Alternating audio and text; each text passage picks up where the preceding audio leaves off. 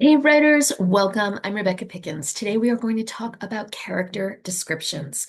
So often clients come to me at the end of the process or when they're first mapping out their stories, and they're curious to know if they've done enough to make sure that the reader will understand what their character looks like. Today we're going to talk about why that may or may not matter and how to best approach this detail. So let's take a look. So a common question is, what if readers picture my character incorrectly? The better question to ask, the one that's going to be more helpful to you, is what details does my writer need to know in order to understand the character? The emphasis is on the word understand. Readers do not need a police sketch of your character. They need a thoughtful, deep impression. So, for fun, go ahead and look at your bookshelf and pull down a few of your favorite books, the ones that you feel are particularly well written. You may notice that many of the characters in those stories are barely described, at least not physically. And that's because writers know that readers will naturally co-create their characters with them. When we leave room on the page for readers to fill in all those gaps using their own imagination, we are going to have we are going to deliver a much richer experience for the reader. But in order for that to be successful, characters, we need to provide certain key elements. The most memorable characters are defined by their voice, their desire, their behavior, the contradictions that they hold within themselves, and their emotional presence on the page. Notice not once did I ever mention eye color or hairstyle. The purpose of physical description, because there is a description, there is a purpose. The purpose of physical description should do more than just help readers see the character. When we home in on physical details, we're doing so in order to reveal really interesting, juicy bits of information about that character. It may be their status, their personality, their emotional state, their self-image, the way they conduct relationships with others, and perhaps some internal conflict that shows up in physical details. Description is only powerful when it actually is carrying story information that's vital to the reader in terms of enhancing their understanding of who this character is and how they show up. The danger of that character mugshot that I just referred to is that readers don't really care. They're not going to retain that kind of information. And interestingly, even when you give that kind of information, they will often reimagine the character according to what they have conjured based on those other elements we just discussed. So let me give you an example of that kind of character mugshot detail. Sarah was 36 years old with auburn hair, green eyes, and a slender frame. That in itself is not very interesting. That is just a collection of details that may or may not have any impact on the story. But instead, look at the way that we can weave interesting descriptive detail into the action. Sarah pushed her unruly red curls back from her face for the third time that morning. So in this instance, we're not necessarily getting information that moves that story forward in a really profound way or gives us deep understanding about the character. But what is happening in here is we're given a snapshot that we can visualize, but it's put in really almost effortlessly seeming. It's woven organically into this story detail so that the reader doesn't even really recognize that it's happening. They're just sort of subconsciously absorbing this image of a character. So if it's really vital that you include physical details, maybe in order for us to understand how old someone is or other key bits of information about them, this is a great way to do it, to weave it into the action that you've already established. Also, we want to really home in on details that are important and that are memorable. Choose only 1 to 3 details. That's really all that readers can hold on to. So, for example, the scar hides beneath her collar, the perpetually ink-stained fingers, the expensive suit that's slightly wrinkled, the runner's calves beneath the corporate wardrobe. If you took just one of those details, we would know so much more about your character, some really interesting things about your character than we ever would understand if you provided 10 more generic details about eye color and hairstyle, for example. So when should description appear? Because there are some very legitimate um, reasons for including description. Readers do appreciate orientation early. So you want to make sure that, first of all, you decide what those significant features are, what we really do need to know about your character. And then try to put it in there within the first scene or when the character first enters the story before the feature becomes too plot relevant. For example, we don't want to find out later, 3 chapters in, that your character is 6 feet tall. If we were imagining that they looked very different than that, because this forces your reader to completely reconstruct who it is they've envisioned, and that pulls them out of the story, which of course we want to avoid. So if physical details are important for the story, they do help us understand your character better. Include them early on.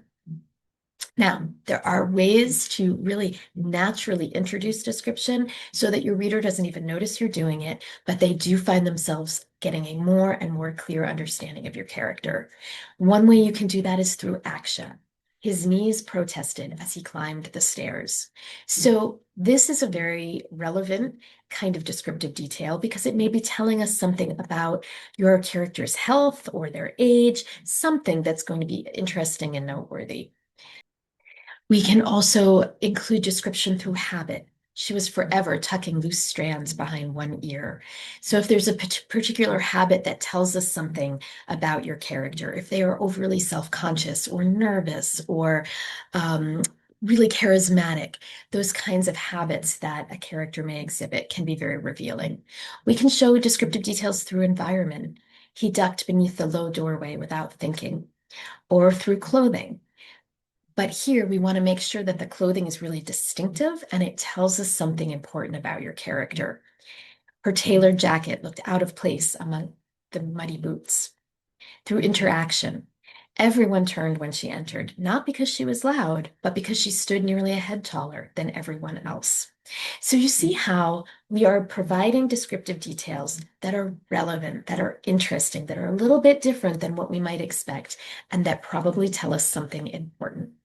Here's an example from Andrew Greer's award-winning novel, Less. And if you've been to many webinars with me, you've probably seen this slide from time to time because I think it captures really well the power of smart descriptive writing and how much we can get out of it and how much we can understand a character because of it.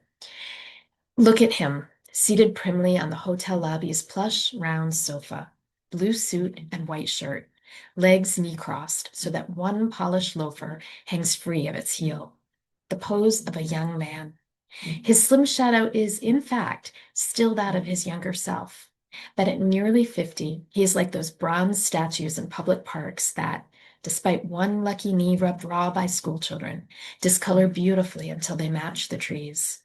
So has Arthur Less, once pink and gold with youth, faded like the sofa he sits on, tapping one finger on his knees and staring at the grandfather clock, the long patrician nose perennially burned by the sun, even in cloudy New York October. I love that so much. Isn't that so good? I think that this is an example of an author who understands how to really use descriptive writing to drive home themes of his story and to really help us understand how this character not only appears, but interacts with the world that he resides in. A++, Andrew Greer, so good. So point of view determines what readers see. In close third person and first person, readers are going to experience the character through a very specific lens. And that means the description should reflect whatever that character's priorities are, their experiences of the character they're describing, the biases they may feel toward them, their emotional state, and their relationship to that person they're observing. Because description isn't just looking at something, it's interpreting how a person appears. And the way we interpret someone else says as much about our own self as it does the person we're observing, right? So if you have a character who's observing another character, their interpretation is very much a part of a very key feature of the characterization you are creating. The observer is shaping the description that the reader will receive. So let me show you what I mean by that. Imagine the same man is entering the same room, and first, a fashion designer notices him. He may notice that the man's jacket is very beautifully tailored. An ex-spouse might notice that the man looks a little older than she remembered. A mother might notice that he seems exhausted, he's not eating well. A doctor might notice that he has swollen ankles. This man hasn't changed at all, but we're learning all of these different things about him because of who the observer is and what they bring to that moment. Describing a POV character can be difficult sometimes. And if you are a memoir writer, this very much applies to you as well when you're talking in the first person about yourself. And here's why this can be tricky. Most people don't walk into a room and think, my blue eyes scan the room, or I brush my shoulder-length brown hair behind my ears, right? That's narrator talk. That is not how we talk about ourselves. And yet, in a memoir or in a story where we're getting a first person point of view, we still want to know what qualities are important about that character. We still want to have a picture of them. So there are ways that we can naturally describe ourselves or describe a first person point of view, just do a character description from a first person point of view. And here are some of the ways that that can be done without feeling too forced or artificial. You might have that character compare themselves to another person. You may show that character going through some of the realizations that come from aging. Maybe they are starting to notice physical attributes of themselves as they change. They may notice things about themselves as they become ill. If they're feeling particularly attractive that day, feeling a little bit more self-conscious than usual, trying on clothing can make a character see themselves differently. Or perhaps they're looking at an old photograph of themselves and they're comparing themselves to what they see in the mirror now. So these are all ways that we can start to get a feeling for how that character presents themselves, but doing it in a way that does not feel forced. Anne of Green Gables, Anne Shirley, one of the best characters ever written, we get to hear her perspective on herself in this delightful excerpt. Nobody could be perfectly happy who had red hair. I don't mind the other things so much, the freckles and the green eyes and my skinniness. I can imagine them away, but I cannot imagine that red hair away. This quote is an excellent argument for first person point of view for certain kinds of stories because red hair viewed by someone else is a pretty cool thing. Anne arguably had gorgeous hair, but Anne didn't think so. And so we are seeing this very unique portrait. We're getting this very unique visual from the perspective of someone who has very big feelings about her red hair. So the final takeaway I want you to consider is when you're deciding what features to include, ask yourself, who is noticing? Why would they notice it? And what does this detail reveal beyond appearance?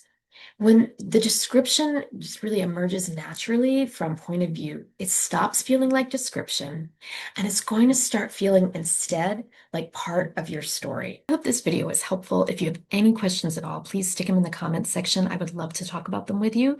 And I also want to just give you a quick heads up that I am starting a new cohort for my self-editing essentials group coaching program. This is for fiction and memoir writers who have finished or almost finished writing their manuscript and are ready to dig in and learn about the art of self-editing. It is a super great opportunity. It's so much fun. For more information, I'll drop that link in the comments section, but you can also use the QR code here if that's helpful.